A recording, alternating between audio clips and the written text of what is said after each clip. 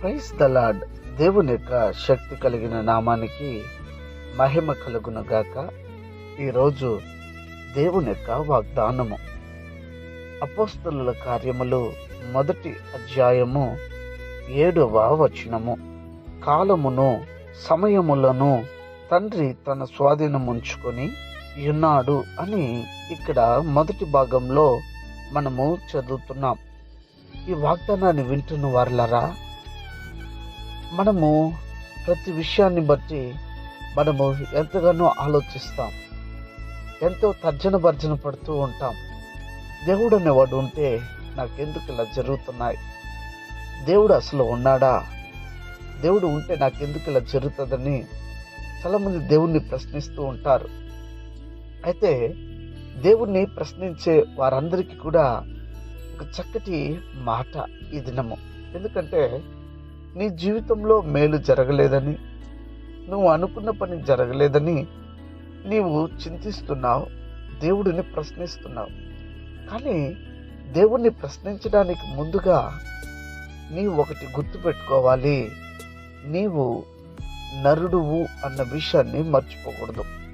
ఎందుకంటే చాలామంది స్థాయికి మించి మాట్లాడుతున్నారు, స్థాయికి మించి ప్రవర్తిస్తున్నారు, స్థాయికి మించి మనిషి విర్రవీగుతూ నడుస్తూ ఉన్నాడు.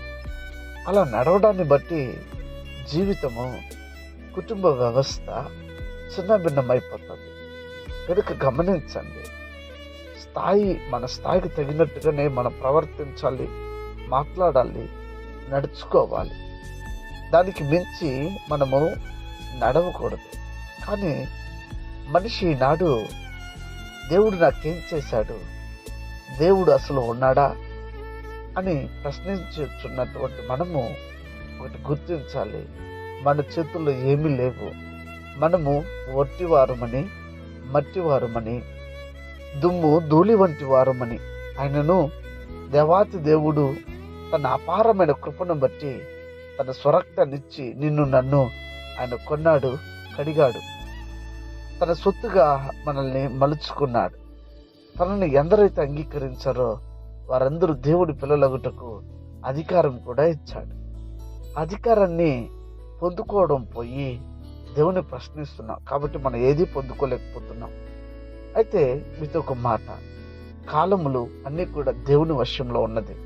నీ చేతుల్లో నా చేతుల్లో ఏమీ లేదు.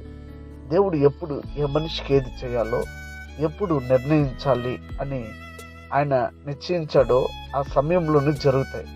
వివాహం కాని వాళ్ళారా, మీరు గమనించాలి, మీ జీవితంలో వివాహం ఎప్పుడవుతుందని మీరు అనుకుంటారు, ఒక మంచి వయసులో అయిపోవాలని మీరు అనుకుంటారు. కానీ దేవుడు మీ పట్ల ఉంచిన ఉద్దేశం వేరే.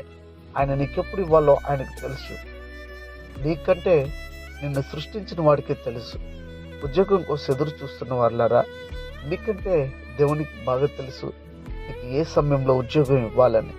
వ్యాపారం చేస్తున్న వాళ్ళారా, ఎప్పుడు మిమ్మల్ని అభివృద్ధి పరచాలో ఆయనకు బాగా తెలుసు. అలాగే సంతానం కోసం ఎదురు చూస్తున్న వాళ్ళారా, మీకు కూడా దేవాదేవుడు ఎప్పుడు ఇవ్వాలో ఆయనకు బాగా తెలుసు. కాబట్టి ఏ అవసరత చేత ఉన్నటువంటి మనుషులు ఏ అవసరత చేత అయినా ఉండొచ్చు, కానీ అవసరతను తీర్చగలిగే సమయం ఆయన చేతిలో ఉంది, ఆయన తీర్చగలుగుతాడు. ఇది గమనించి దేవుడికి కృతజ్ఞతాస్తుతులు అర్పించి దినాన్ని ప్రారంభిద్దామా? ప్రార్థన. ప్రేమ స్వరూపి, మీ చేతుల్లో సమస్తం ఉన్నది, అందరికీ వందనాలు. ఎల్లప్పుడూ నీవిచ్చే ఆశీర్వాదములు పొందుటకు అర్హులుగా మమ్మల్ని చేయండి. ప్రశ్నించే హృదయాన్ని తీసివేయండి, లోబడే హృదయాన్ని దయచేయండి. నీ చేతిలో ఉన్నాయని ఈ పూట మీరు మాతో మాట్లాడారు, అందులోకి వందనాలు. ఇది గమనించి మా జీవితం జీవించటకు సహాయం చేయండి. అనారోగ్యం చేత ఉన్న వారికి ఆరోగ్యము, ఆర్థిక ఇబ్బందులో ఉన్న వారికి విడుదల, లక్ష్యలేని ప్రజలకు రక్షించి ప్రతి వారిని మీరు అక్కడికి సిద్ధపరచుకుని క్రీస్తు పేరిట వేడుకొని నామ తండ్రి, ఆమెన్. God bless you. దేవుడు మిమ్మల్ని దీవించి ఆశీర్వదించును గాక. ఆమెన్.